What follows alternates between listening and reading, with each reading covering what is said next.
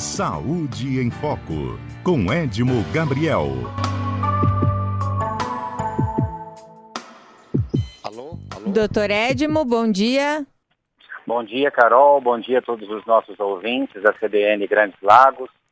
Uma ótima terça-feira de carnaval a todos e vamos para mais um tema extremamente importante a todas as pessoas. Exatamente. Hoje a gente vai falar sobre a demência, né? Eu estava falando aqui para os nossos ouvintes.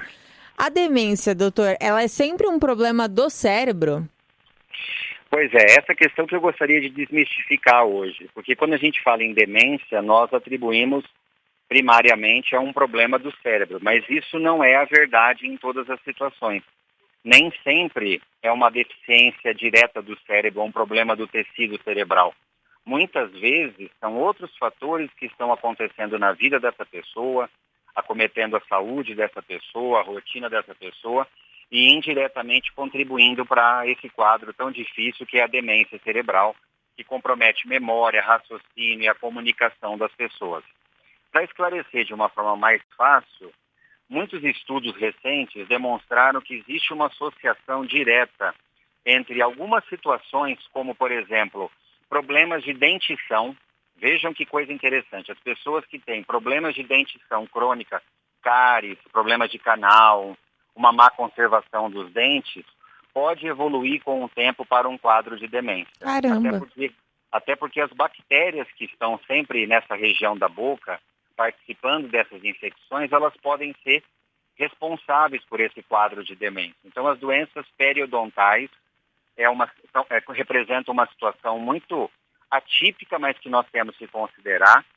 Outra situação, doenças hepáticas. Então, pessoas que têm o hábito de ingerir muito álcool, desenvolvem hepatite, desenvolvem eventualmente cirrose, por alterações do metabolismo, podem evoluir para demência sem ter nada no cérebro. A mesma ideia quando a pessoa tem doenças do rim, doenças pancreáticas, pulmonares crônicas, doenças inflamatórias do intestino. Ou seja, todos os órgãos do nosso corpo, se eles inflamarem e ficarem permanentemente doentes, e nós subestimarmos o tratamento, demorarmos para buscar ajuda, seja fígado, rim, pâncreas, pulmão, o próprio coração, os ossos, as pessoas que têm osteoartrite e também as doenças bucais, como eu citei, as doenças periodontais, elas podem gerar, consequentemente, um estado infeccioso, inflamatório crônico, com a liberação de toxinas na nossa circulação sanguínea e ocasionar, entre tantos fatores e complicações, a demência cerebral. Embora a gente chame de demência cerebral, é porque o órgão-alvo acaba sendo o cérebro. Mas muitas vezes a origem do problema, como eu estou colocando, não é diretamente no cérebro. Então cabe muito essa reflexão nessa terça-feira de carnaval, a gente que vai agora efetivamente iniciar um novo ano, tomar muito cuidado em não deixar que essas doenças que eu citei se disseminem no corpo, fazer um diagnóstico precoce, buscar um check-up especializado, buscar médicos habilitados para te ajudar nesse tratamento e nessa prevenção. Sem dúvidas. O doutor, e, por exemplo, essas doenças periodontais, elas podem antecipar a demência em uma pessoa, né? A doença surgir antes do esperado? Elas podem, porque hoje as doenças periodontais, quando a gente avalia as estatísticas, elas estão entre as mais subestimáveis. As pessoas se preocupam com coração, pulmão, fígado, rim, por uma questão óbvia, e se esquecem dos dentes. E os problemas dentais estão aparecendo em pessoas jovens, até em adolescentes, em crianças, dependendo da questão financeira, da questão socioeconômica. Essa área do corpo acaba sendo tratada muito tardiamente. Então, quando a pessoa acumula esse histórico de infecções e inflamações ao longo da vida, ela pode pagar essa terrível fatura no futuro com a ocorrência de uma demência cerebral. Certo. Doutor, e na nossa dica alimentar saudável de hoje, tem algum alimento que pode reduzir os efeitos da demência ou retardar, né, esse surgimento da doença? Sim, vamos falar hoje de uma fruta que talvez no Brasil, nos países de muito calor, a gente não prioriza tanto, que é a maçã.